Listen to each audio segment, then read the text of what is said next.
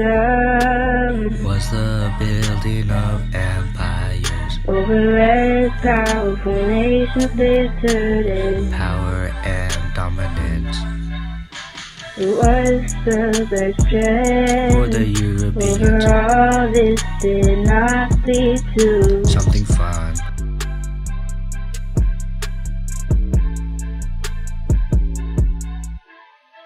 Here we start with Thomas Jefferson's Louisiana Purchase. It nearly doubled the size of current American surface.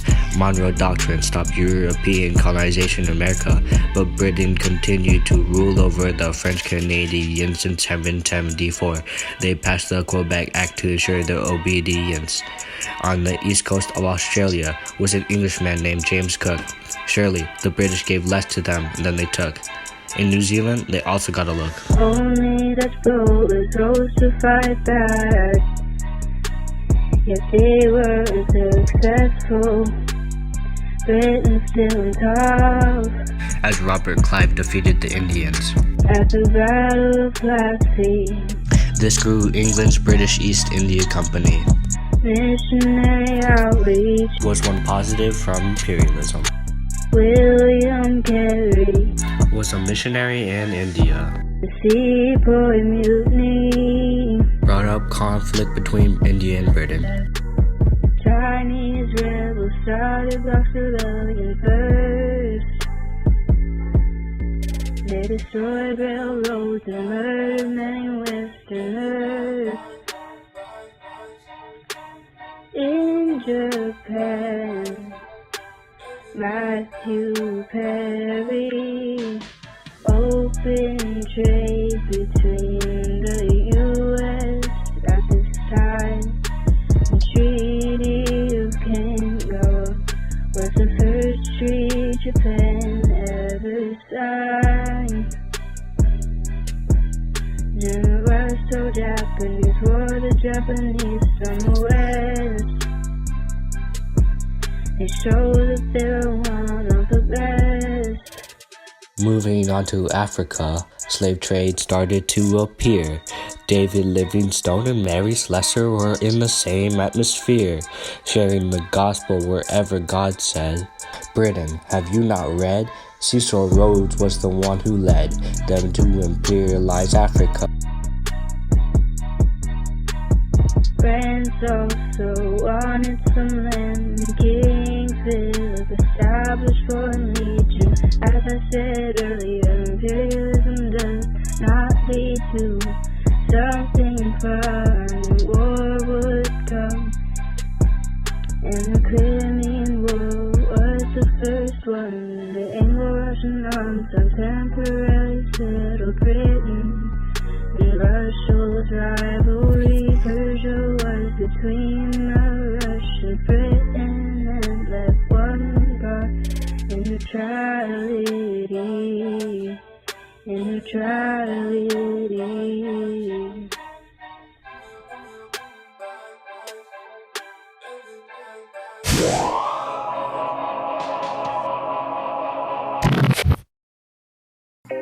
Yo, This is a chapter 20. yes it is. Me and Caleb about to spit something real quick. Yeah, You ready, Caleb? yes sir. Alright, let's go. Yeah, let's hear it. It began with Alfred Nobel, establishing the prize, recognizing men and women with great honor and pride. Respect. Andrew Carnegie, a steel manufacturer, was also a flatterer. Let's hit it. He donated funds to build a palace at Hague. He's taken that with him to the grave. Europeans did extreme nationalism, militarism. A competition for countries also caused great imperialism. Rival alliances began, Europe dividing every man.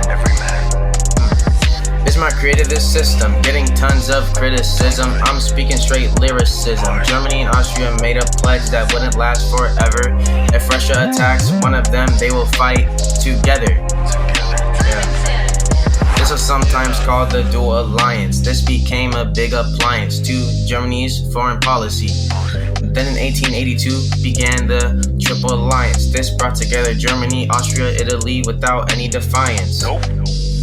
Sneaky little Bismarck negotiated a pact with Russia just like that. It was called the Reinsurance Treaty. It was pretty meaty. Yeah, that was like some Arby's meat right there. Pretty meaty. We got the meats. Now in 1888, Wilhelm II became Kaiser of Germany. Then in 1904, Britain and France became extra friendly. This was called the Entente Cordiale. Russia joined, making this a Memorial. They called this the Triple Entente. Now they were all best compadres. In 1914, Francis Ferdinand was killed. His guards, they must have been pretty unskilled. Central powers were against the Allies. This was a full-size war. Germany wants to attack France's core. So they made the Schlieffen Plan, risking every man. Germany would attack from the west. This wasn't the very best. Now we in the trench warfare. Things were never looking fair. Now Italy wanted some banks, so they brought in all their tanks. The Allied powers kept growing, with new weapons showing. Poison gas, tanks, zeppelins, and then the boats. Now we got the no-flop passenger ship Lusitania. Not really bothering no one, just cruising to the mainland. Out of nowhere, Germany just shoots torpedoes and the whole thing sinks. And cause of their actions, the US just joined the war. Russia's out of the war because of the Brest-Litovsk. And now the Germans getting stopped by Ferdinand Foch. Germany finally realized that they were getting clapped. Then they finally signed the armistice, and that was a wrap.